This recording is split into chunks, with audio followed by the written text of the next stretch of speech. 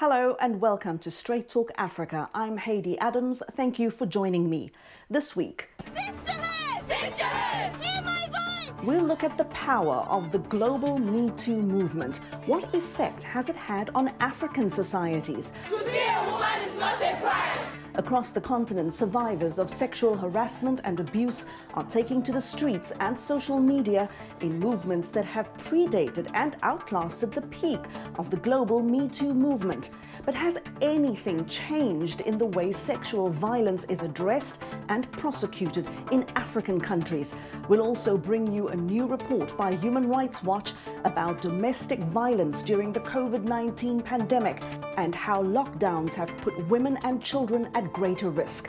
We'll examine all that and more. Straight Talk Africa starts now.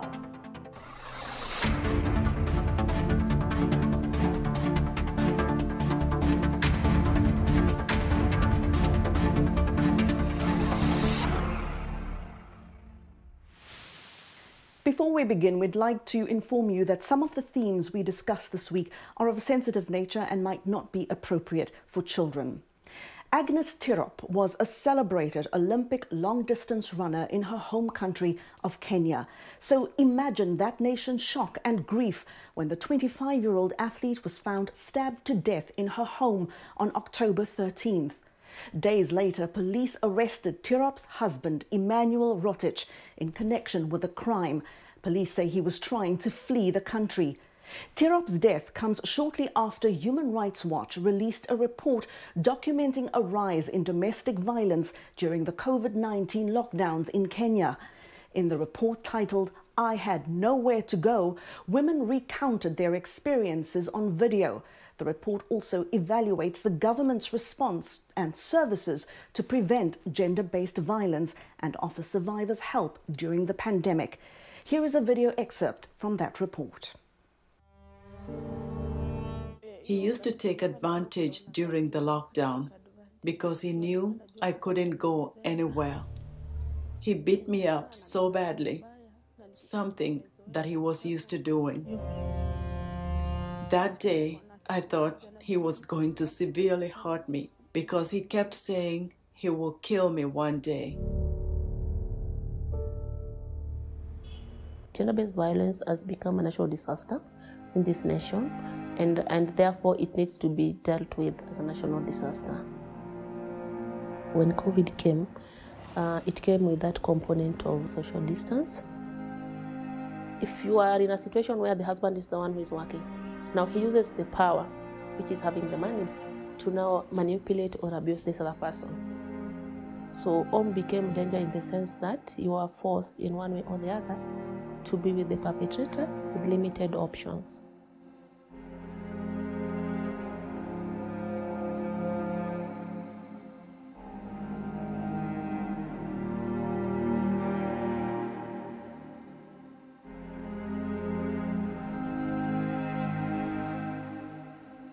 We were supporting so many clients who were going through GPV. When you're having around 1,500 cases, that's already triple the number compared to 2019. It's the government's responsibility to take care of its people. Violence as a way of affecting somebody's mental well-being to a point of sometimes even making smaller decisions becomes very difficult. So by the time a woman is deciding to come out of an abusive relationship, there's need to be a lot of support. I made a decision to leave. I went to the hospital and then went directly to the police station.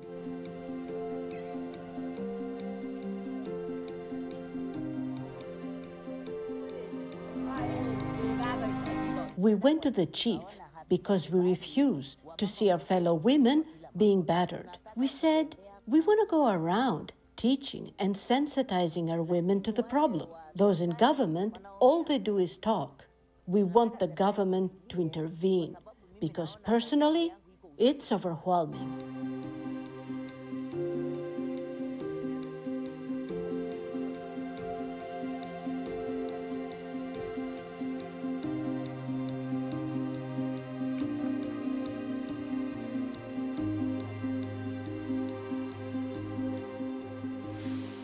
That video accompanied Human Rights Watch's report titled, "I Had Nowhere to Go." I spoke to the producer of this video, Audrey Kawire Wabwire from Human Rights Watch in Kenya, about the details and the main themes of the report. Audrey, welcome to Straight Talk Africa. Please tell us, what does this report by Human Rights Watch aim to show us? Thanks so much for having me. The report is based on interviews with 30 people, activists, survivors, people in the media, others working in NGOs. And they spoke about their experiences and their work during the lockdowns last year. There was media reports about gender-based violence, about high numbers of teen pregnancies in Kenya last year, and Human Rights Watch looked into research, particularly on gender-based violence. And the findings were that among the survivors, many of the survivors did not have somewhere to go, as the report title states. There was nowhere for them to go to get medical assistance and just other social support that they needed at this very difficult time. So we talked to people who were, sexually assaulted or beaten in their homes by relatives, family members, neighbors, other close people, and even strangers in the community. And when this happened to them during, let's say, normal times before the pandemic, it was possible to go to a friend's home or a relative's home or escape to somewhere in the community. But now, because there was a lockdown and the government didn't want people to, move around so much to prevent the spread of the virus, survivors were locked in the home and they had to stay sometimes with their abusers, which is a really difficult environment, of course. And many survivors we spoke to did not feel free to report to the police just because of, feeling like there was so much corruption and interference with the investigation, particularly in small communities. And so they did not want to go to the police. The police are not always sensitive to survivors of gender-based violence. And so this is just one barrier they faced in getting justice. They could not really go to health centers and hospitals because, remember, during the lockdowns, especially when the pandemic had just started, the capacities for most health centers and hospitals was really limited because they were dealing with the pandemic. And so having to face all this violence and not really having somewhere to go for counseling or to get first aid medical care, this was a really tough spot that survivors of gender-based violence were put in last year, and even as the pandemic continues. And Audrey, just to give viewers an idea of how bad it can get in a short space of time, I was reading in this report that according to Kenya's National Crime Research Center, the number of gender-based violence cases increased by 87% in 3 months. And that was just during April to June of last year. Of course, it all happened while the COVID restrictions and lockdowns were in place in the country. And so, Audrey, just confirm for us, these are just the cases that we know of, right? That have been reported and where women have come forward and their stories have been documented in some way or form. These numbers, these high numbers that we are reading about, are the cases that actually go to the police and are documented in some way. But most of the people we spoke to did not feel comfortable going to the police. There's so many beliefs and experiences that deter them from going to report. And one NGO that has a gender-based violence hotline said they saw a 300% increase in reports just between 2019 and 2020 during the pandemic. And these are people who can access a phone, who know that this hotline exists. So you can imagine how many more there are who just do not have access to these facilities and also don't feel safe going to report. So it is a widespread problem. And so, Audrey, given the work that you and your team do at Human Rights Watch, why do you think this is not as high a priority for governments in general? Why does there appear to be this lack of urgency when in many countries, especially on the continent, women make up 50%, even more than half of a particular country's population? That's failing half your country. Well, I think there's a lack of political will to listen to what women are saying, because women are speaking up. And even when they're not speaking up, we read so many reports last year of people who could hear what was happening to their neighbors or who could see what was happening. But our leadership is just not ready or willing to address this problem fully. You know, it's one thing for the president to go to an international conference and say, you know, gender is a very important thing to Kenya and, you know, we're taking all these steps. But in a small county in Western Kenya, in Narok, where I spent some time early this year, the community activists are just working alone. They're just keeping people in their homes. So if indeed we are coming to the world stage to say that, you know, all these issues are important to us, then why not take the actual steps to listen to all these survivors who need urgent help right now? So I think mainly it's a problem of political will, because there are laws that have been passed, there are policies that have been passed, there are trainings that are happening for police.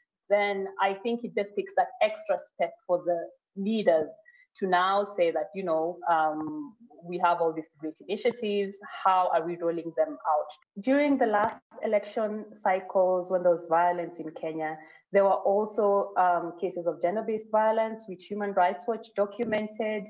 And each time the government has sometimes acknowledged that the problem exists, but taking the extra step to actually support survivors, to actually help them get maybe healthcare or other social support that they need, the government has failed on this.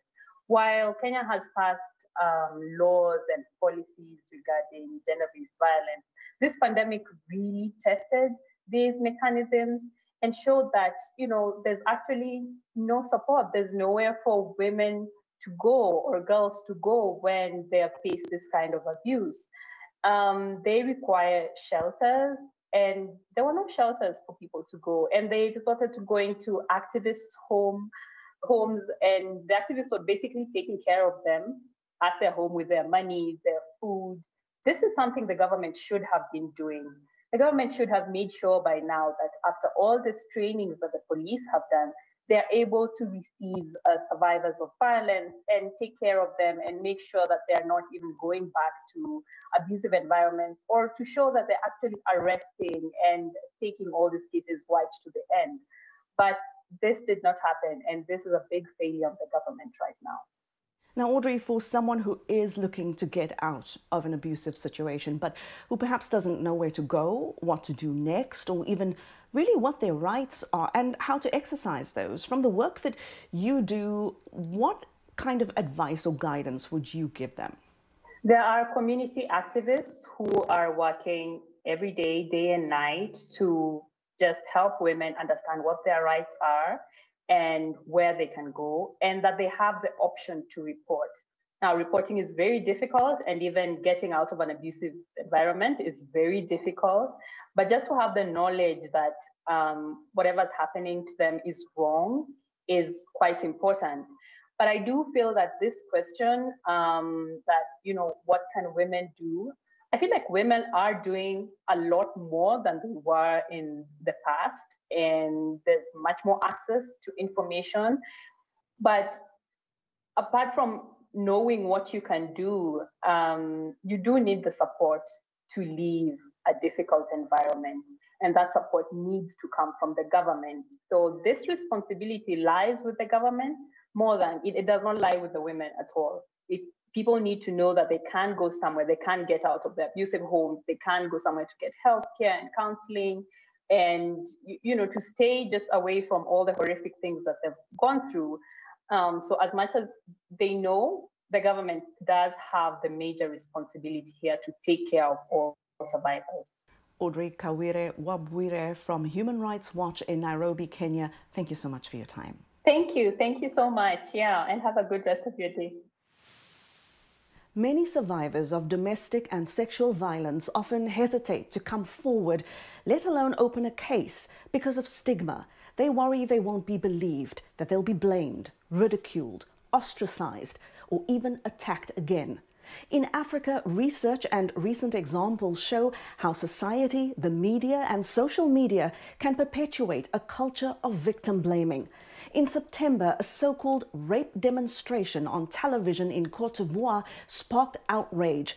TV host Yves Dembella encouraged a convicted rapist to use a mannequin to demonstrate how he attacked his victims.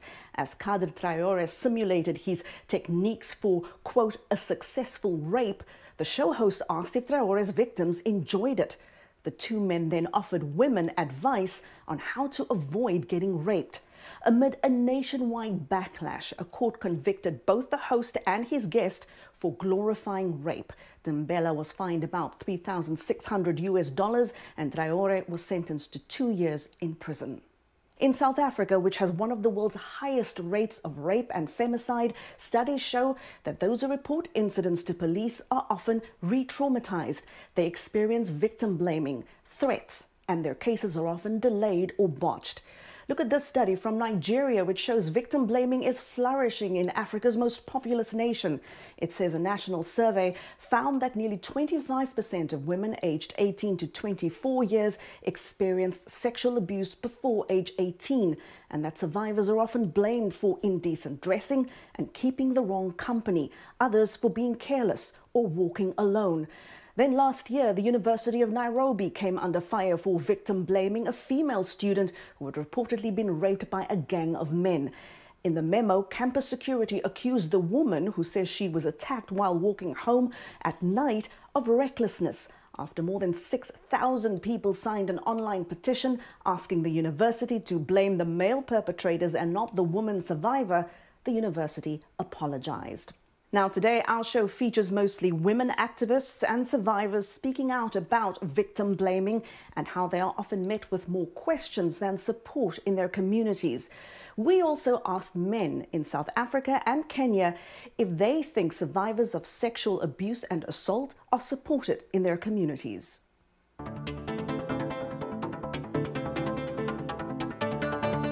So I think that in the last couple of years, we've made big strides, and I think there's a lot more support for women who come forward with sexual assault allegations or stories. I think the Me Too movement has had a big impact that's been on a global stage, but it's filtered down into South Africa. I think in South Africa, though, we have terrible stats when it comes to rape and sexual assault. So I think that as South Africans, we have a lot more to do, and we need to get the mechanisms in place to support women.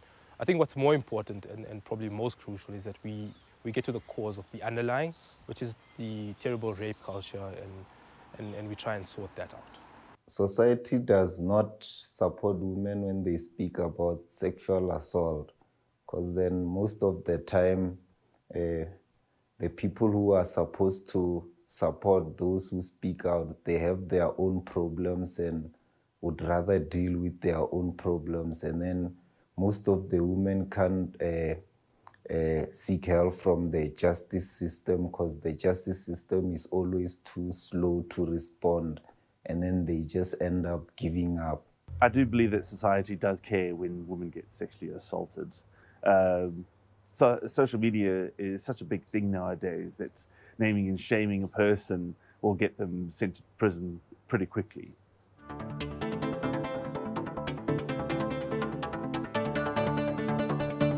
Sex is something that is supposed to be done in secrecy.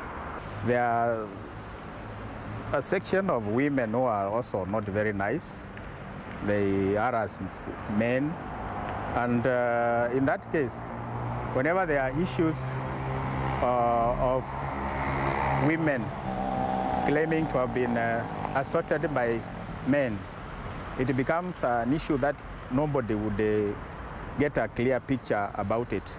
Society has actually left the women aside a little bit. This is because there are some cultural animosities, rather beliefs, that actually viewed sexual matters, rather statements, as very secretive things that actually should not be shared. The society views a situation where a woman is complaining of sexual harassment, that she's the one on the wrong, that she's the one who is most of the time mischievous or doing the wrong thing. Yeah. So usually the society will look down upon the woman who is complaining about sexual harassment.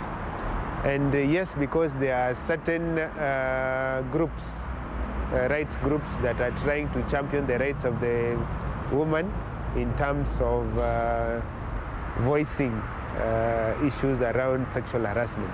So we have sections of society that are supporting the woman in championing their sexual harassment issues, but on the other side we have the larger society that is largely patriarchal and does not support the woman when they raise the issues of sexual harassment. And we're going to take a short break here on Straight Talk Africa. When we come back, we'll look at the power of the global Me Too movement and its many versions in African countries. We'll look at what's needed to eradicate victim blaming and bring perpetrators of sexual violence and harassment to justice. We'll be back in a moment. Health, wellness, sport, beauty, medical breakthroughs. Healthy Living cares about your well-being. What are the main health concerns in Africa and around the world? Find out the latest on coronavirus. Connect with our experts and ask them questions. How long does the virus stay? Join me, Linor Mudu, in Washington, every week on Healthy Living, right here on VOA. You're watching Straight Talk Africa on VOA. Welcome back. American activist Tarana Burke first coined the phrase Me Too in 2006 to help Black women share their stories of sexual trauma. Back then, Burke had doubts whether Me Too would catch on, but it did. Let's take a closer look at the movement and how it has helped survivors of sexual harassment and abuse hold some of America's most powerful men to account. In 2017, the Me Too hashtag turned into a global phenomenon, a rallying cry against sexual abuse and assault for women across the Americas, Africa, the Middle East, Asia, and Europe. It also brought global attention to other versions of the worldwide social movement as protesters called for perpetrators to be brought to justice. The potency of the movement was perhaps best seen with high-profile trials in Hollywood, as dozens of survivors stepped forward to reveal years of sexual abuse by some of the industry's most powerful men. Movie mogul Harvey Weinstein was convicted for rape and sexual assault. He is now serving a 23-year prison sentence. In 2018, comedian and actor Bill Cosby was convicted of aggravated assault and sentenced to 3 to 10 years in prison. However, he was freed in June after his conviction was vacated by the Supreme Court of Pennsylvania for violations of Cosby's Fifth Amendment and 14th Amendment due process rights. As Cosby walked out of prison, another entertainment icon faced multiple allegations of sexual abuse spanning decades. Robert said, "Don't believe everything you hear." R. Kelly has been charged with multiple counts of sexual assault. In an explosive documentary, sexual assault survivors recounted how R&B superstar R. Kelly preyed on teenaged girls. Black women had been talking about this story since 1991. America has not held abusers accountable. This is us, America. This is us letting this happen. I know the names of 48 women whose lives Kelly has ruined. 48 women can't be lying. Yo, tell me with this! In September, Kelly was convicted of sex trafficking and racketeering. He's awaiting sentencing and faces separate charges of sex abuse and child pornography. Tarana Burke says Kelly's conviction was a long time coming and offers survivors hope. I think that there is some relief that they're raising their voices mattered, right? Because I think for a lot of people who have come forward, both in this case and outside of this case, only to have it fall on deaf ears or not be believed or not see a conviction, right? Which is why we try to encourage people not to put their eggs in the basket of a conviction, like not to seek healing from the outcome of a court case, because it's just, you just can't control it. Burke has penned a highly personal memoir of her childhood in New York City, her journey into activism, and the beginnings of Me Too. The book contains a heart-wrenching account of how a man raped her at the age of 7 and how that profoundly shaped her future. Shame it's all-consuming, right? It can get into all the nooks and crannies and cracks and crevices of your life. And if there's not something that's put in place to expose it, right, for what it is, which is a lie. And I didn't have that. And a lot of people, young, old, black, white, a lot of people just don't have that. There's not enough messages that say this is not your shame to carry. Before the Me Too era and social media, American lawyer Anita Hill blazed a momentous trail for women. In 1991, she publicly accused Supreme Court nominee Clarence Thomas of sexual harassment in televised testimony before an all-male Senate Judiciary Committee. Hill says she saw history repeat itself in 2018 when academic Christine Blasey Ford accused Supreme Court nominee Brett Kavanaugh of sexual assault. But just like Thomas decades before him, Kavanaugh secured a lifelong appointment to America's highest court. I wish that I had known that the work would take a long time and that I should be patient. I should be diligent, but patient. That's what I wish I had known. I actually thought that it could be done, relatively quickly, because if we had the right processes in place, as a lawyer, we think that's all there is to it. But what I wasn't understanding was that our culture of denial of the harm that gender violence is causing has been built into those systems. Hill released a book recently titled Believing, Our 30-Year Journey to End Gender Violence. She says the COVID-19 lockdowns presented an opportunity to recount her experiences and those of other survivors of sexual abuse. There was this urgency to have a reckoning, actually, some sense of accountability for where we are with gender violence. I think that was confirmed when, in the very early days of the pandemic, intimate partner violence just surged. And so that was the confirmation, really, that this was time for the book. And people were ready to deal with hard questions. Well, to discuss the impact of the global Me Too movement, I spoke to Naasu Fofanah, an author, entrepreneur, and women's rights activist in Sierra Leone, and Rosebell Kagumire, a Ugandan activist and the editor of the platform African Feminism. I asked Fofanah and Kagumire how they see the global Me Too movement and whether it serves the interests of Africa's women. Thank you, Haydé. It's very important to recognize that the movement is the women themselves. So the movement is not someone outside doing this work for us. We are the movement. African women have had their Me Too movements from time to time. Every day, growing up as a girl in Uganda, I knew stories of rape. I knew stories of sexual abuse. I experienced sexual harassment from the community to workplaces. These are our realities. But I think that the Me Too movement, as seen maybe from the mainstream global stage, which we would be talking about, is how then in the recent years, we have seen powerful voices captured in the media. And for the first time, the media actually paying a bit of attention, seeing a bit of a shift. And this is from decades and decades of work from women like Anita Hill, from women from very many conflicts across Africa that have been moving countries and governments and saying our lives matter.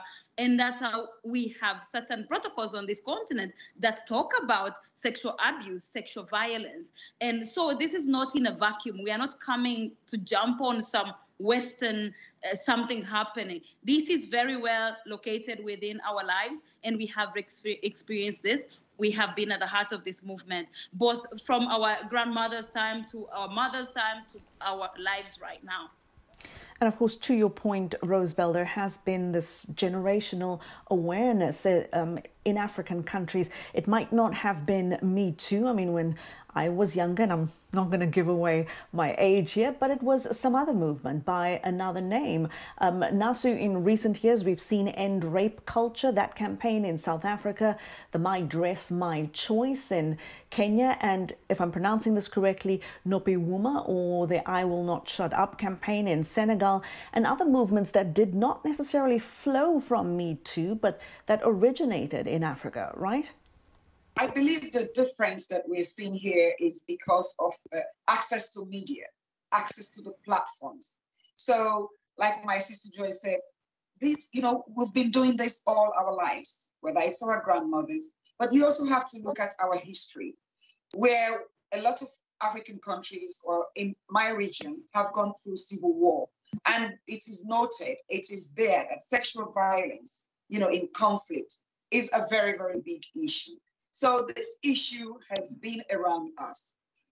It's not that women have not been talking. So if you look at the situation of Sierra Leone during the Civil War, we had women who went to traditional leaders, in safe spaces for women and discussed their ordeals. They would not sit in the media today like you and I are doing to speak about their experiences. So it has been organic, it has been there.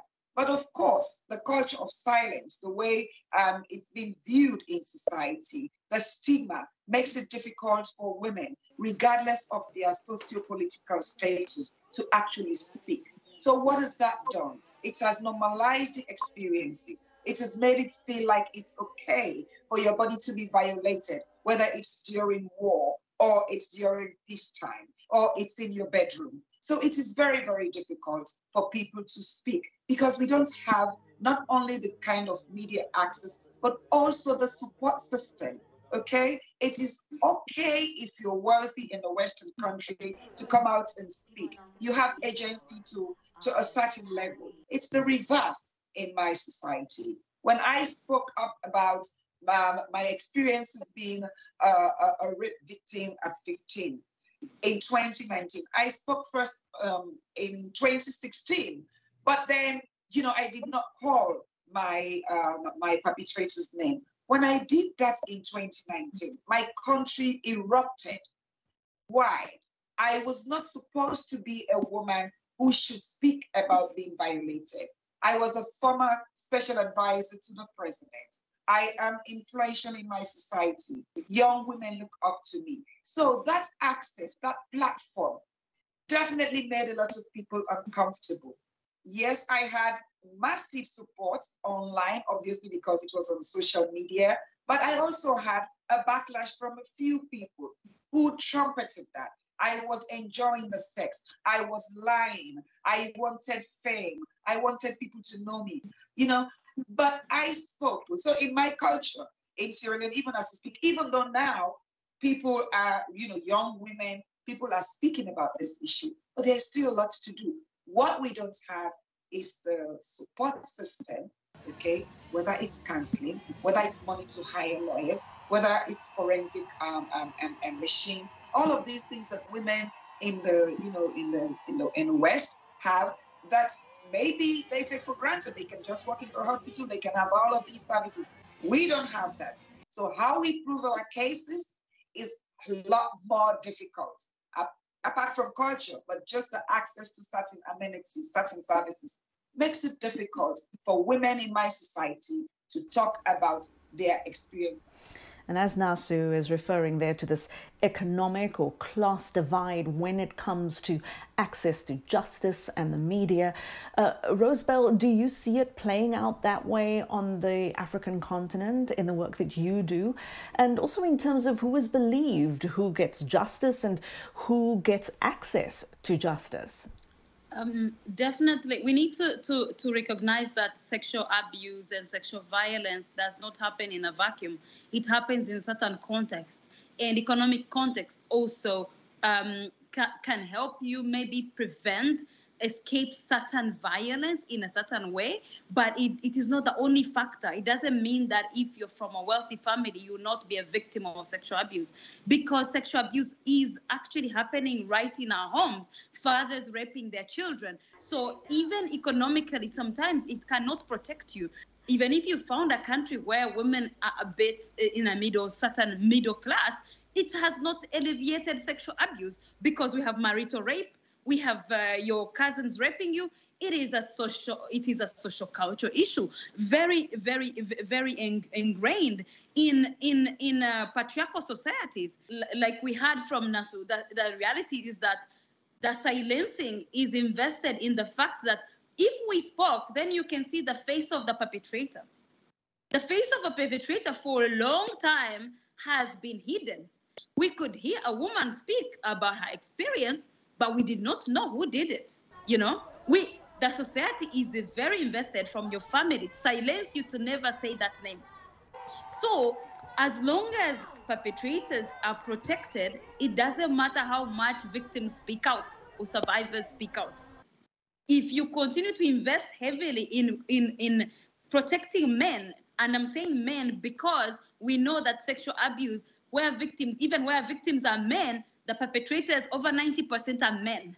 So we must address the issue head on. We can no longer sugarcoat who is responsible for this mass violation of women, not only just women, but also sexual minorities in our societies, you know? So that's why I'm saying money is not the only factor. And we have to see what compounds this problem is that you have the religion, you have the house and culture, you have the media and the law, and you have the state structure. All these things work together to reinforce silence, to make sure that even if you came out to speak, yes, party, that's why our laws do not encourage us to be able to access justice in a fully way that you can actually, as a victim, they are not victim-centered. It's about just ticking off another violation, another crime has been committed, right? So, but if it were very important, it's only now that many African countries are bringing up the issue of having a perpetrator list so that we know who did this. But for a long time, a man could violate as many women and move to another locality or even stay in the same place. We would never know. But we have to continue to understand that this is sexual abuse is happening in a dynamic where there's very power imbalance, gendered power imbalance. Women are denied power right from home, from school to everywhere. In many ways in Africa, it's even worse because it is colonized power. Our laws are colonial. Everything, we have dismantled systems, cultural systems that could have protected women and children. So we have to remember all these class, but also other factors like sexuality, gender identity, that make other people's lives even much worse, that they would not even be able to, the small room that we can have probably as cisgendered women to discuss, that so many people would not actually even have that space because their lives are criminalized. Our societies are hell-bent on silencing their identity like they don't exist. We're going to take a short break, and when we come back, I'll bring you more from my conversation with women's rights activists Naasu Fofanah and Rosebell Kagumire. We'll also show you how survivors of sexual abuse by priests are calling for historic reforms in the Catholic Church. Stay with us. We'll have all that and more when Straight Talk Africa returns.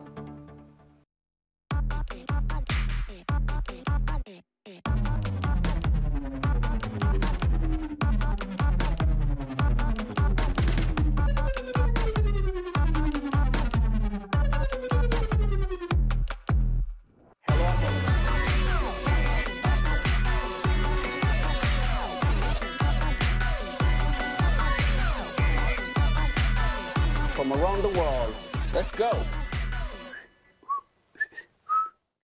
We have amended the Sexual Offences Act, and now it is the punitive measures are stricter.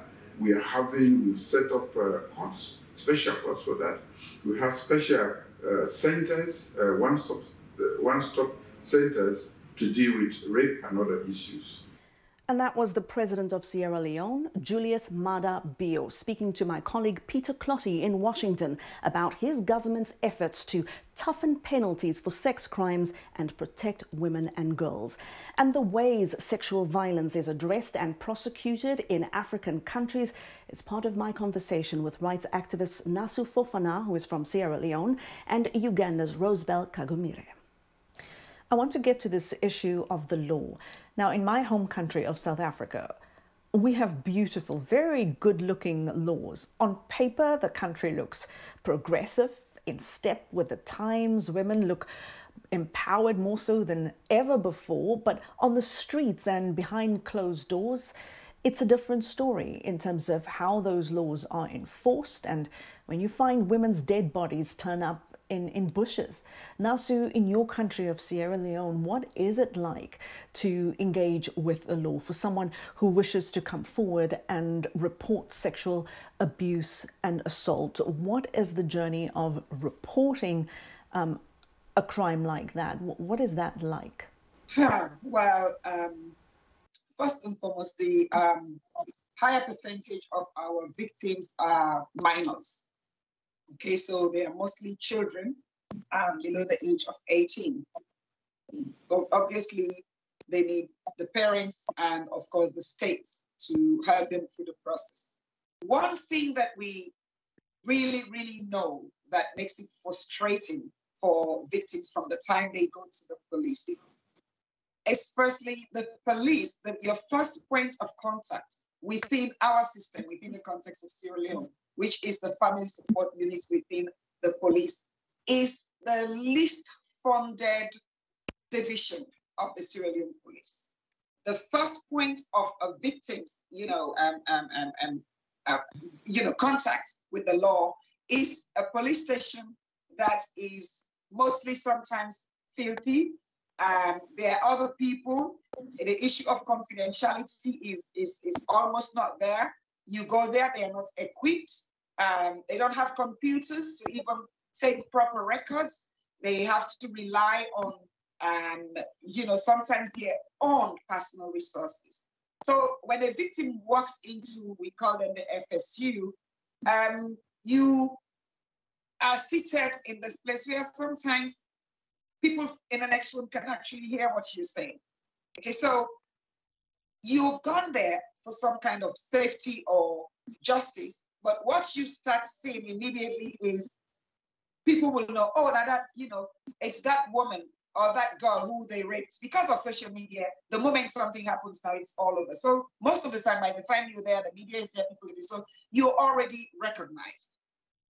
After that, after your reports, they're giving you a medical paper to go to the Rainbow Initiative, which is a referral organization which I work with. I'm one of the founding members. I'm actually going to step out after 9 years. So they give a medical certificate that comes back to the police, and the police will then use that to do further investigation and then send the case to the law officers department in the Ministry of Justice to get advice whether to charge or not to charge. Now, that is when things are going smooth. Most families or most victims don't have the money sometimes to go back and forth during this process. And when it gets to court,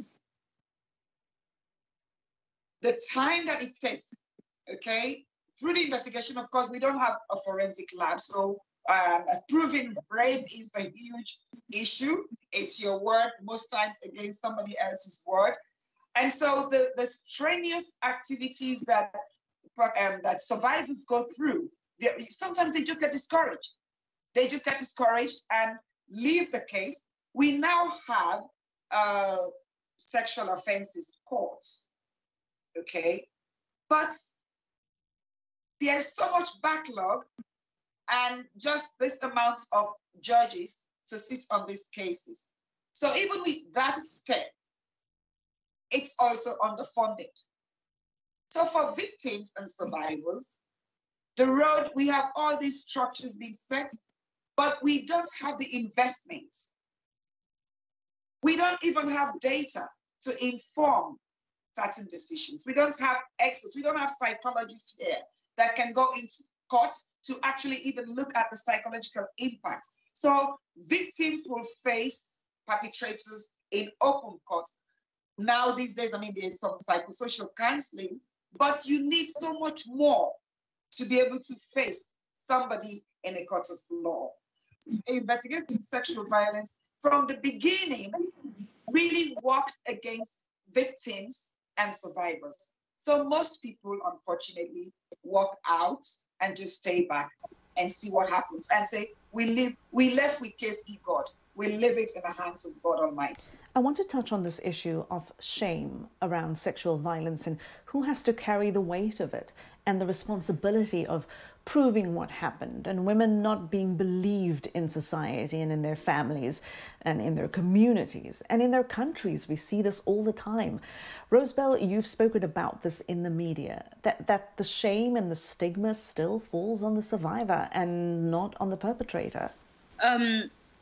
Definitely, this is a very big challenge. And for me, it comes back to power. For a long time, when you as a social group have been dispossessed of the place in society to be seen as knowers. Imagine in a society, in any day when you walk in any country, who surrounds you? It's men. So every day on TV, we tell our society that believe men, they're the ones who know. If a man does not back up your story, it doesn't have even to be about sexual abuse. They're not going to believe you. You have to prove yourself every day that you know something. So then imagine from that disbelief that a woman knows and she's telling the truth, the idea that a woman is a liar, and all these stereotypes that have been put on women to prevent them to step into the public discourse. It's about control. It's about who controls the public discourse, who has the power to be seen as knowledgeable, intelligent, and believable. It extends to that. So when that meets the control of public discourse, it meets this idea of you need to control women's bodies. You know, it is rooted in that. Men have enough room and entitlement to do whatever they want. But if a woman defends themselves even a little bit, even you speaking back, you're not supposed to speak back. It's about control of voice or who occupies which space in society. So for me, we cannot just be about only sexual abuse, because this is actually a symptom of greater power imbalance and control and abuse and subjugation of women and minorities in our countries. We live in a very hierarchical society that, ageist society. If you're a young person, you cannot even claim to know anything. So as a young person, when something happens to you, you have nobody to trust. Because the first thing they're going to blame you, the first question is, where were you going? I told you. So we have adapted as a society of this power imbalance and abuse in a very mode of protection, but it's not working, because we think if we tell a girl, don't sit properly, don't dress this way, don't walk at night, we think that's protection. It is not. We have not told men how to behave and how to be accountable and to be held accountable to the things they do to women. Until we do that, no matter how much we tell women to behave or sit or dress, occupy which space and go separate them, I don't know, we are not going to achieve anything. So that's, for me, that's where it is. We have to see this as great as how gender power was really toppled in our communities because of colonization. And creating a hierarchy where you have a man at the top and the rest of the people should be quiet. And that has not always been like that. We had communal approaches and communal courts everywhere on this continent, where people could be heard, people from different places. But we are still using the colonial approaches to our living, and it's not working. And it's not working because the colonial state we have inherited is a violent state. Even where you're going, you're trying to get justice is already violent. I have a friend who was assaulted, and she went to report, and the same police officer who was supposed to be taking her statement was like, was already sexually harassing her. You know, the sexual harassment that happens to victims of sexual abuse, it's insane, you know? It happens. Once you speak out, it's not just the story of one man assaulting you. It's many men looking to assault you. That's how sick we are as societies, you know? And this is happening in person.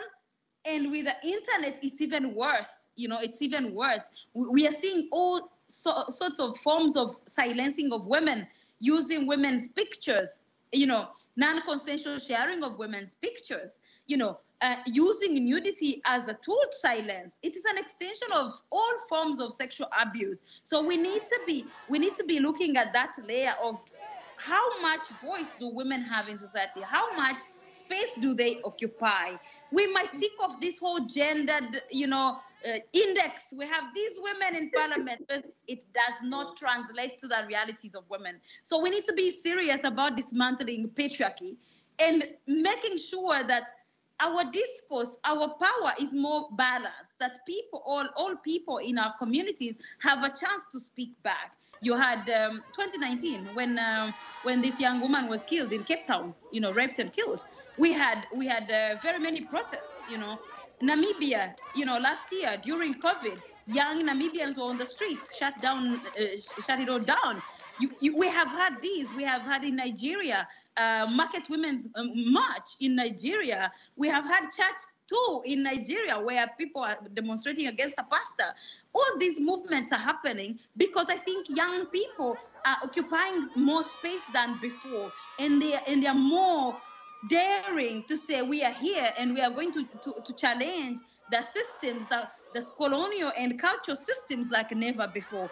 But freedom for women on this continent is not the same as men's freedom. So we need to understand, to situate this issue within the struggle, the largest struggle for women's liberation on this continent, and finding a voice and finding the rightful place that is equal and just in the society. Naasu, what in your view needs to change about the way sexual abuse is prosecuted, even referred to and talked about in our communities and in countries across the continent? Well, I mean, like I said in the first instance, I think we have theoretical commitments, but we actually don't have, you know, the emotional commitments to support victims or survivors, from the state level to the home level. Okay, so it's a very fanciful discussion for a lot of people because it makes them look good. So from that far extent point, you will hear all the flowery conversations and laws. When we're discussing about this, you should look in the room and see who are the decision makers within that space.